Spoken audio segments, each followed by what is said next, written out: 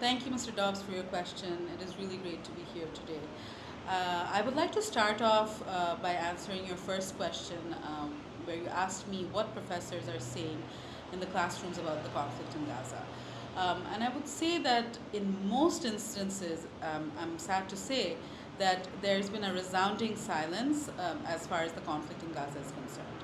And this is really appalling given the humanitarian crisis the region faces at the moment, especially since universities are supposed to be places where such conversations are encouraged, where systemic racism, the oppression of people are things that students learn to stand up against.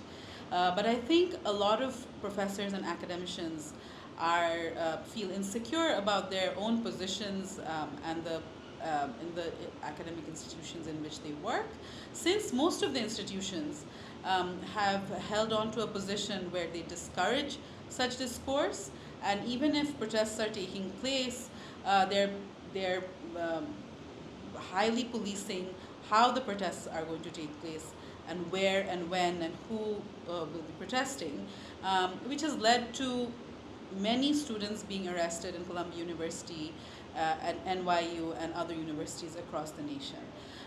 So it is alarming where this is headed, especially because, and I don't think I need to mention these figures again, but I will just to underscore my point about how this is an unprecedented humanitarian crisis with more than 30,000 people killed at Gaza, with two-thirds of them being women and children, 1.7 million people being internally displaced, 2.2 million people facing food shortage.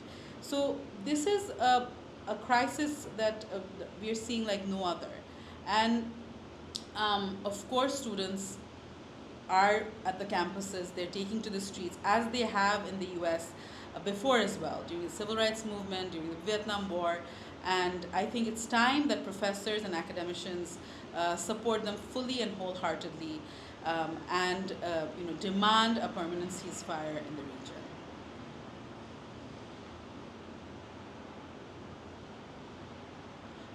Thank you for your question. So as a future leader, I would like to tell President Biden and all the leaders, world leaders, that now is the time when the youngsters have news and have a voice and a platform in the palm of their hands. No one can really police the media and the voices of people anymore. So, given that the United States amendment talks about freedom of speech, it is one of their amendments. It's an amendment. So, it is very important that President Biden takes a different stance, especially when he talks about the protesters and where their convictions lie. Because I think it is only natural that youngsters and students are taking to the streets because they can see where US taxpayers' money is going and what it is funding. As you would know, the US commits $3.8 billion toward Israeli military aid every single year. So essentially, US taxpayers' money is helping to keep this conflict alive and also helping, make this humanitarian crisis, or it has taken it where it is, has helped to take it where it is, and so it is only natural for youngsters who are able to understand the impact of this to take to the streets and protest.